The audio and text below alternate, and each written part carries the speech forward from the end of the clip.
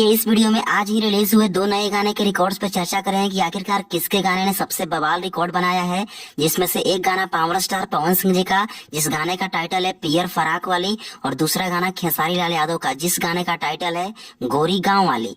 हालांकि देखा जाए तो पवन सिंह का गाना पियर फराक वाली को जब रिलीज हुए 1 घंटे हो रहे थे, तब 1 घंटे में इस गाने को 53,000 से ज्यादा व्यूज, 41,000 से ज्यादा लाइक्स और 10,000 से ज्यादा कमेंट्स मिल चुका था।